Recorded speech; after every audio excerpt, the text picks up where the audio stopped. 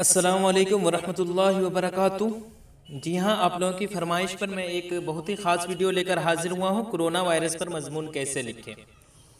तो ये आपके एग्ज़ाम में 8 मार्क्स में पूछा जाता है और हो सकता है कि इस मरतबा कोरोना वायरस पर या फिर लॉकडाउन पर पूछ दे। तो चलिए हम बगैर वक्त ज़ाय किए हुए वीडियो शुरू करते हैं। तो देखिए कोरोना वायरस पर मजमून कैसे लिखना है। तो आप देख रहे हैं यहाँ पर कोरोना वायरस पर मजमून, ये पीडीएफ जो है ये एच ऑनलाइन पीडीएफ का personal, H online YouTube channel का पर्सनल पीडीएफ है, इसलिए वहीं से मैं ये पोस्ट कर रहा हूँ। तो क्या लिखा हुआ है, दौरे हाजिर में सबसे ज़्यादा खतरनाक और तबाही मचा देने वाला वायरस जिसे कोरोना वायरस या कोविड-19 कहा जाता है। यह वायरस तो एक छोटा वायरस तस्वुर किया जाता है, मगर इंसानी ज़िंदगी को एक बड़े पैमाने पर नुकसान पहुंचाने की वजह से वायरस की दुनिया में सबका बादशाह बन गया है। वाकई में आप देख ही रहे हैं, चीन से निकलने वाला यह वबा ऐसी सूरत इख्तियार कर लेगी ऐसा किसी ने सोचा भी न था। इस वबा के खौफ से पूरी दुनिया का निज़ाम दरहम बरहम हो गया, माशियात पर भी इसका बहुत बड़ा असर पड़ा।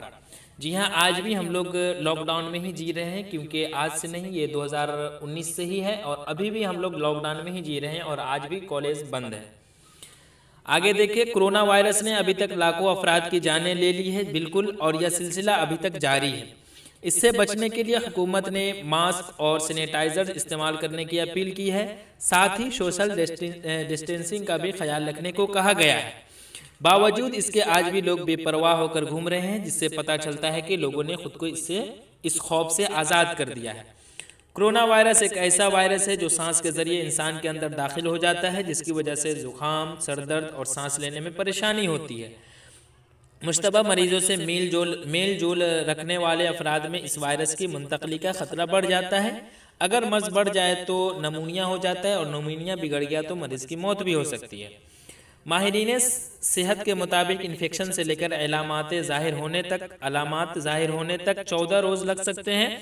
लिहाजा ऐसे मरीजों में वायरस की तस्दीक के लिए उन्हें अलग थलग रखा जाता है। सेहतमंद अफराद जब कोरोना वायरस के मरीज से हाथ मिलाते हैं या गले मिलते हैं तो यह वायरस हाथ और सांस के जरिए इंसानी जिस्म में दाखिल हो जाता है। तिब्बी माहिरीन का कहना है कि यह वायरस इंतहाई सरअत के साथ एक इंसान से दूसरे इंसान में मुंतकिल हो जाता है। जी हाँ, ऐसे अल्फाज हैं यहाँ पर जो आपको समझ आ ही रहा होगा, क्योंकि हम लोग कोरोना वायरस से इतना जूझ चुके हैं कि सारी चीज़ जान रहे हैं, इसलिए मैं सीधा पढ़ता जा रहा हूँ।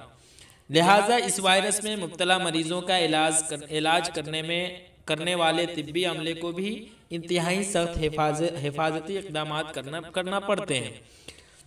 जी हाँ, आप देख रहे भी होंगे कि जब मतलब सैंपल वगैरह लिया जाता है तो किस तरह से पहले ख़ुद को मतलब सेफ किया जाता है।